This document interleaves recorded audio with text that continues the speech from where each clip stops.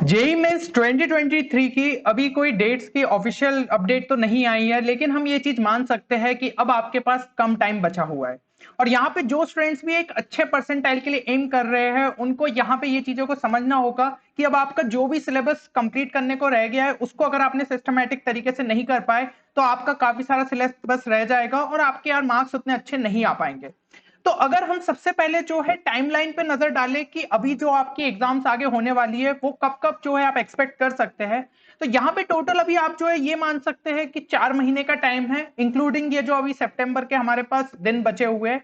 तो सितंबर, अक्टूबर, नवंबर एंड दिसंबर, ये लगभग आपके 4 महीने हो गए और थोड़ा सा जनवरी का टाइम आपको मिल सकता है। तो इतने में आपको जो है आपकी जेई की प्रिपरेशन को भी जो है मैनेज करना है, साथ ही साथ जो भी स्टूडेंट्स क्लास 12 के अंदर है तो उन्हें अपनी बोर्ड्स की प्रिपरेशन को मैनेज करना है। फिर यहाँ पे जो है आपका जनवरी में हम देख सकते हैं कि जेई मेंस का फर्स्ट अटेम्प्ट हो सकता है। तो इससे रिलेटेड मैं ऑलरेडी एक वीडियो आप लोगों के लिए बना चुका हूं, तो जो भी स्टूडेंट्स ने इस वीडियो को नहीं देखा वो एक बार चेक कर लीजिए, जहां पे प्रॉपर जो है आपको रीजंस बताए गए हैं कि क्यों आपकी एग्जाम जनवरी में कंडक्ट कराई जा सकती है। एंड काफी सारे स्टूडेंट्स ने जो है कमेंट सेक्शन में भी इस चीज को सपोर्ट किया कि यार प्रैक्टिकली अगर सोचा जाए तो जनवरी में जो है एग्जाम कराई जा सकती है। अब यहाँ पे जो है हम ये चीज भी जानते हैं कि आपके सीबीएसई बोर्ड्स जो है वो मिड फेब के आसपास से जो है आपके स्टार्ट हो जाएंगे, इससे रिलेटेड पहले ही सर्कुलर आ चुका है। और जैसा कि आप जानते हैं कि बोर्ड के पेपर्स के बीच में जो है काफी ज्यादा गैप रहता है, तो यहाँ पे आपकी एग्जाम्स मार्च तक जो है खिंच सकती है। तो सीबीएसई बोर्ड्स जो है मतलब आपका फेब 15 से लेकर मार्च तक चल सकता है, और उसी के अराउंड जो है अदर स्टेट बोर्ड्स भी आपके कंडक्ट कराए जा सकते हैं।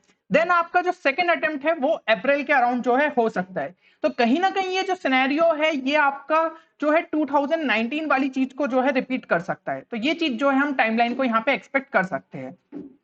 अब यहाँ पे अगर हम बात करें कि स्टूडेंट्स को किस तरीके से अपनी प्रिपरेशन को यहाँ पे आगे बढ़ाना चाहिए ताकि वो 98 99 जितना परसेंटाइल एम कर रहे हैं वहां तक पहुंच पाए, तो अब जो भी आपका यार सिलेबस कंप्लीट यहाँ पे हो चुका है उसको आपको क्लासिफाई करना पड़ेगा। किस तरीके से क्लासिफाई करना है ये चीज हम आगे देखते हैं। तो यहाँ पे एक पेज लेके बैठिए और उसे 3 कॉलम्स में जो है आप डिवाइड कर दीजिए। एक हो जाएगा आपका वीक, एक हो जाएगा आपका मॉडरेट, एक हो जाएगा आपका स्ट्रॉन्ग। तो यहाँ पे वीक, मॉडरेट, स्ट्रॉन्ग क्या चीज को डिनोट कर रहा है, तो ये है कि जो चैप्टर्स अभी आपके वीक रह गए हैं, जो चैप्टर्स आपके मॉडरेट रह गए और जो चैप्टर्स आपके स्ट्रॉन्ग रह गए। अब इनको हम आइडेंटिफाई कैसे करें कि कौन सा चैप्टर वीक में आता है, कौन सा मॉडरेट में, कौन सा स्ट्रॉन्ग में, क्योंकि सबके लिए जो है अलग अलग पैरामीटर हो सकता है चैप्टर को जज करने का। तो यहाँ पे मैं कुछ कॉमन चीजें आपको बताना चाहूंगा। देखिए, अगर वो चैप्टर आपका वीक है तो उसके क्या रीजंस हो सकते हैं कि या तो उस चैप्टर को आपने कभी भी नहीं पढ़ा हो, तो कहीं ना कहीं वो आपके लिए न्यू चैप्टर भी हो सकता है और वीक चैप्टर भी हम उसे जो है कह सकते हैं। या फिर वो चैप्टर की आपने थ्योरी पूरी तरीके से कंप्लीट नहीं की हो, तो ऑब्वियसली जितना पोर्शन आपने कंप्लीट नहीं किया है तो उसके आपसे क्वेश्चंस भी नहीं बनेंगे। साथ ही साथ हो सकता है कि आप लेवल 1 के क्वेश्चंस ही नहीं सॉल्व कर पाते हो उस चैप्टर के। तो लेवल 1 के क्वेश्चंस की अगर हम बात करें तो वो क्या हो जाते हैं, वो सिंपली आपके बोर्ड लेवल के हो जाते हैं या फिर जेई मेन से जो है कम लेवल के जो क्वेश्चंस होते हैं वो हो जाते हैं। तो अगर इस टाइप के क्वेश्चंस में आपको डिफिकल्टी फेस हो रही है, यानी कि वो जो चैप्टर है वो आपका वीक में जो है लाए करता है। अब अगर हम बात करें मॉडरेट की, तो मॉडरेट वो चैप्टर्स हो जाते हैं जिनमें आपने जो है थ्योरी तो कंप्लीट अच्छे से कर ली है और आप जो है लेवल 1 के क्वेश्चंस भी अटेम्प्ट कर पाते हो, लेकिन आपसे लेवल 2 के क्वेश्चंस नहीं हो पाते। तो यहाँ पे लेवल 2 के क्वेश्चंस क्या हो जाते हैं, ये हो जाते हैं आपके जेई मेंस के लेवल के क्वेश्चन। ठीक है, तो यहाँ पे अगर आपसे जो है लेवल 2 के क्वेश्चंस में दिक्कत आ रही है, इससे ये चीज हमें पता चल रही है कि आपके बेसिक कॉन्सेप्ट्स तो क्लियर है, बट जैसे थोड़ी सी चीजें मेंस लेवल या फिर एडवांस लेवल पे जाती है वहां पे आपको दिक्कत आना शुरू हो जा रही है। तो ये सारे आपके मॉडरेट में हो जाएंगे, तो ये चीज हमें लिख लेनी है। फिर अगर हम स्ट्रॉन्ग पोर्शन की बात करें, तो जिनका आपका थ्योरी अच्छे से कंप्लीट हो चुका है, जिसके आप क्वेश्चंस अच्छे तरीके से अटेम्प्ट हो चुके हैं, यानी कि आपको थ्योरी में भी कॉन्फिडेंस आ गया है, साथ ही साथ क्वेश्चंस में भी कॉन्फिडेंस आ गया है, और अब आप जो है लेवल 1 और लेवल 2 के क्वेश्चंस इजीली सॉल्व कर लेते हैं, तो ये आपके स्ट्रॉन्ग चैप्टर्स हो जाएंगे। इस तरीके से 3 पोर्शन में हमें बांट लेना है। चैप्टर्स को बांट लिया है, तो अब क्या करना है, मतलब किस तरीके से हम वीक वाले चैप्टर्स को मॉडरेट में लाए, मॉडरेट वाले को स्ट्रॉन्ग में ले जाए, क्योंकि लास्ट टाइम तक जब आपका मतलब सिलेबस कंप्लीट हो जा रहा है तो टारगेट ये होना चाहिए कि 75 टू 80% पोर्शन जो है वो स्ट्रॉन्ग में दिखना चाहिए, तभी आप जाके उतना अच्छे परसेंटाइल ला सकते हैं। तो यहां पे अगर हम वीक चैप्टर्स की बात करें, तो सबसे पहले तो उन चैप्टर की थ्योरी को अच्छे से कवर करना है आपको डिटेल में। कुछ अच्छी टेक्स्ट बुक्स के हेल्प से। तो टेक्स्ट बुक्स के बारे में मैं एक बहुत अच्छे तरीके से जो है आपके लिए वीडियो लाऊंगा कि किस स्टूडेंट को इस टाइम पे कौन सी बुक को रेफर करना चाहिए उनकी लेवल ऑफ प्रिपरेशन के हिसाब से। ठीक है, तो एक बार कमेंट सेक्शन में आप ये चीज मेंशन कर सकते हैं। और साथ ही साथ जो थ्योरी आप कवर कर रहे हो उसके अलावा उसके सॉल्व्ड एग्जांपल को अच्छे से देखिए, ताकि उसका एप्लीकेशन आपको क्लियर हो, किस तरीके से कॉन्सेप्ट इन्वॉल्व होते हैं प्रॉब्लम सॉल्विंग में, वो चीज आपको समझ में आए। और जब आप थ्योरी एक बार अच्छे से कंप्लीट कर चुके होंगे तो फिर क्वेश्चंस को प्रैक्टिस करना स्टार्ट करें। प्रैक्टिस के लिए आप सबसे पहले लेवल 1 के क्वेश्चंस उठाइए, कॉन्फिडेंस जब बिल्डअप हो जाएगा देन लेवल 2 पे, और अगर यहाँ पे ये चीजें बनने लग गई कहीं ना कहीं वो आपका जो है स्ट्रॉन्ग में अपने आप पहुंच जाएगा।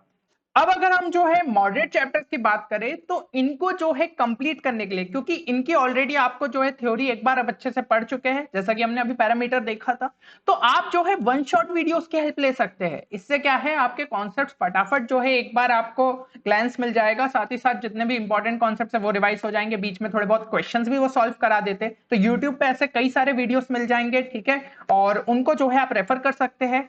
और साथ ही साथ जो है ज्यादा से ज्यादा जेईई मेंस के लेवल को क्वेश्चंस आप लगाइए, ठीक है, और प्रीवियस ईयर के जो आपके जेईई मेंस के क्वेश्चंस है 2019 से लेकर 2022 को एज अ रेफरेंस ले सकते हैं। तो इतने टाइम के अगर आप क्वेश्चंस को अच्छे से प्रैक्टिस करते हैं तो that will be more than sufficient.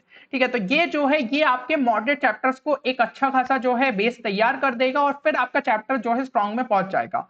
अब जो चैप्टर्स आपके स्ट्रॉन्ग में है उनका क्या करें, क्या उनको सिंपली छोड़ दे? तो ऐसा नहीं है यार, स्ट्रॉन्ग को भी हम और ज्यादा स्ट्रॉन्ग बना सकते हैं। कैसे? सबसे पहले तो यार उसका सिंपली आप फॉर्मूलेस रिवाइज करिए, इंपॉर्टेंट कॉन्सेप्ट्स को एक बार जो है कुछ शॉर्ट नोट्स के थ्रू देख लीजिए जो आपने ऑलरेडी बनाए होंगे। तो शॉर्ट नोट्स से रिलेटेड मैं कई वीडियोस पहले भी ला चुका हूं, आपको बताया है कि शॉर्ट नोट्स में आपको किन किन चीजों का ध्यान रखना चाहिए, क्योंकि ये शॉर्ट नोट्स ही हमें लास्ट टाइम पे रिवीजन के लिए बहुत ज्यादा हेल्प करते हैं।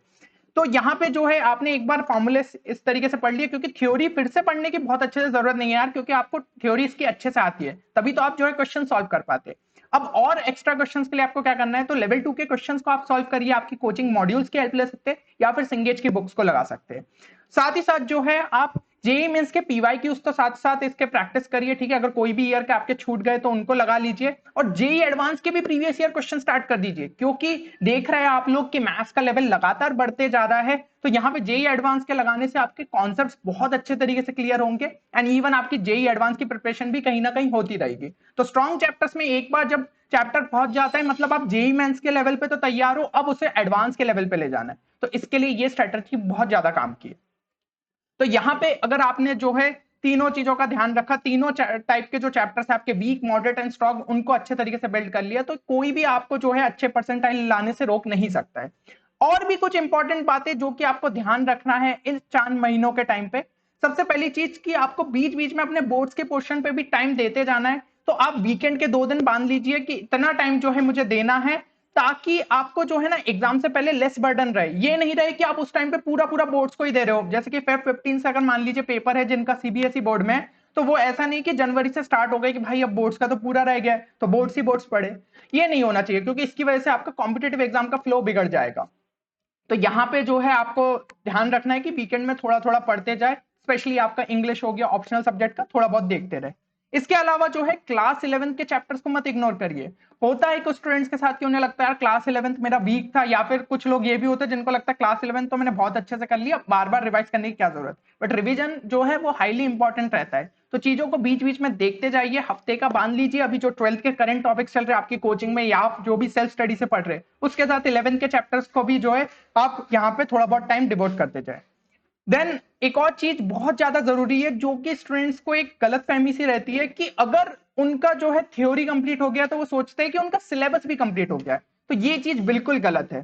सिर्फ थ्योरी से काम नहीं चलेगा, अगर थ्योरी के साथ आपने प्रॉपर तरीके से sufficient number of questions practice नहीं करे तो आपका जो है सिलेबस कंप्लीट नहीं हो रहा है। आप एक गलत फहमी में जी रहे हो कि भाई अगर मेरा थ्योरी कंप्लीट है, मैंने जैसे कि एक चैप्टर को जो है इस बुक से बहुत अच्छे से पढ़ लिया तो मेरी चीजें क्लियर हो गई। जब क्वेश्चन सॉल्व नहीं करोगे, प्रीवियस ईयर क्वेश्चन उठा के नहीं देखोगे, तब तक आपको कैसे पता चलेगा कि जो थ्योरी आपने पढ़ी है उसका एप्लीकेशन आपको लगाना आता भी है या फिर नहीं। तो ये चीज जो है बहुत ज्यादा ध्यान से जो है आपको करनी है। अब एक बार कमेंट सेक्शन में ये चीज जरूर मेंशन करिए कि कितना सिलेबस अभी तक आपका जो है कंप्लीट हो चुका है और आप कब तक का टारगेट लेके चल रहे हो कि आप उसको फिनिश कर लोगे। और ये आपको जो है प्रॉपर तरीके से खुद से कमिटेड रहना है कि उतने टाइम तक आप जो है कंप्लीट कर लीजिए। ठीक है, तो अगर आप जो है इन चीजों का ख्याल रखते हैं तो एक अच्छे परसेंटाइल आप ला सकते हैं। बाकी इसी तरीके के बढ़िया वीडियो से लगातार चैनल पे आते रहेंगे, तो चैनल को सब्सक्राइब करना ना भूले। चलिए मिलते हैं अगले वीडियो में, तब तक के लिए take care and good bye.